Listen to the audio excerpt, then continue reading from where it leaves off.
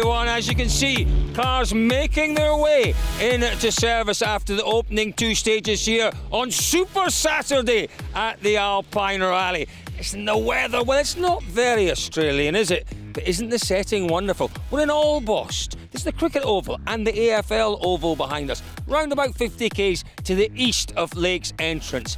As I mentioned, the weather has been the big story this morning, and who better to talk us through those opening 2 stages than Brendan Reeves? Yesterday was beautiful, such a different day today. 2 stages down. Tell me a little bit about those stages. Yeah, very tricky, Cole. Some very fast stuff, and when your windscreen wipers don't work much over 100 k's an hour, it's not great. So big challenge, and you can read the road quite well, which is nice about these roads, and the road book's been pretty on it. But then you get onto the clay sections, and that's where the road's really deteriorating with our position. You know what? We thought the strain was going to just ease up a little bit. It's not. If anything, it's getting a little heavier. Tyres and tyre choice, so important in these conditions. Yeah, exactly. We've gone to a steer tyre all round now. We're just not getting the traction on the rear, and a lot of people I've seen are doing the same thing. I don't know a lot about these tyres in this type of car. I'm usually driving a 4-wheel-drive turbo, much wider, bigger tyre. So I'm learning on the run as well, and we're having a few issues with the car, but we just want to get to the finish. It's a fabulous car. It's a car you've built, and I know you've spent many, many hours on. It's more or less an extended shakedown for this car this weekend, isn't it? Yeah, exactly. Look, we tried to fit an oil cooler to the engine last night. The engine oil temp's way too high, and we could have pulled out because we couldn't get it to fit, but we decided with the rain coming, that's a bit cooler temperature. We up-changed the gears earlier. It won't sound as good in the forest, but we can still get through and learn the roads a bit more for 2 years' time if we come back. Wow, what a car that is that the Reeves family have put together. It's spectacular. But listen, there are a lot of spectacular cars here at the Alpine Rally. Phil, you know, it's Saturday morning, it's raining, it's wet, but yesterday evening it was dusty down at the Speedway. Everyone had fun. You had lots of fun. Yeah. I said to Alex on the start line, do we go fast, do we go conservative, or do we have fun? And we both decided we'd have fun, and we'd make sure we threw as much dust at the crowd as we could. So it looked awesome, it looked entertaining, but my goodness me, we've woken up this morning and it is a completely different day and such a long and challenging day. That's the Alpine. That's what it's all about. It's a long event and very difficult, and the surface changes and the weather changes. By this afternoon we'll have sunscreen on. Seriously? Do I have to go and buy some? I live here. We all have sunscreen on. Fabulous. Well, listen, the other great thing about the Alpine is the variety of cars, and I got to say, I got a real soft spot for your car. It's a beautifully prepared car with a lovely livery. So we built it ourselves with a lot of help from a lot of different people. I sent Frank Kelly a message last night.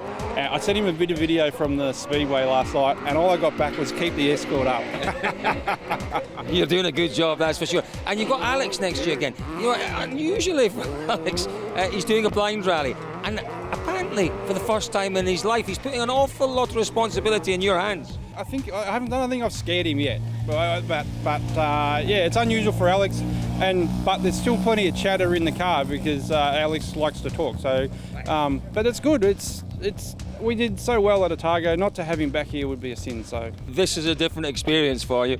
Yeah, it's a blind event. We have no pace notes, and we haven't done any recce, so it is very different. And this is actually my first blind rally in 18 years, you know. So it took me a bit to get used to, but I used the road section yesterday to practice a little bit and counting down the distances, you know. And the stages are fantastic, you know. So it's a shame that we can commit 100%, but like the organizer of the Alpine Rally said, this is a driver's rally, so the blind factor works.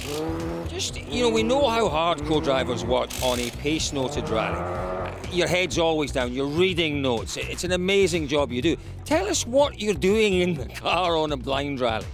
I'm actually, Phil and I, we have a bit of a strategy that obviously on the corners, on the right corners, I have a better, you know, eyesight than him because I'm on the left side of the car. So I'm actually telling him when the corner opens or tightens. You know, the visibility is tricky today, but I'm trying my best with that. And then obviously we have a route book to follow, like Dakar style, Safari Rally style. So that keeps me busy because at the end of the day, our Ford Escort is a pretty fast car. So the trip meter comes down pretty fast. Having fun? Very much so. I'm enjoying it. I'm looking forward to the 55k stage. Yeah. Grant, last time we spoke to you, we were sitting in the coffee shop. It was nice and toasty warm. We were enjoying some lovely coffee. You know what? Since then, you've had some fun out in the stages. Tell me about the opening two. Why don't we go back to the coffee shop? That'll be better. No, those two stages, yeah, slippery, and just doing the best I can. It's the clay that's the one that's the tricky. As soon as the road's gravel, it's not too bad, but the clay is difficult. Now focus, no call, 4.5k. Difficult is it to spot where the grip is, but more importantly, where the lack of grip is? Because you're doing it all on eyesight and a little bit of feel, I suppose. Not too bad actually. You can sense when it's changing, yeah, but you just need confidence, and I'm lacking the confidence. The good thing about today is there are plenty of kilometres to build that confidence. Yeah, that's right. As soon as you get onto the gravel, the confidence comes back up again, and hopefully there's more gravel. Well, this is what I absolutely love about the Alpine Rally. Tim and Michael, driver and co-driver, they've had an eventful morning. They've damaged the caster rod mount. As you can see, they've got the welding gear out. There's a lot of work to do for these boys during the service to get out for the rest of the day. There's a lot going on here. What's going on in terms of our overall leaderboard? Well, there's no change in our top three. Nathan Quinn still leads. It's a slender lead over Ben Barker. Just 2 stages down though. Lots more rallying to come, lots more competition to come. Fingers crossed, these guys are part of the competition.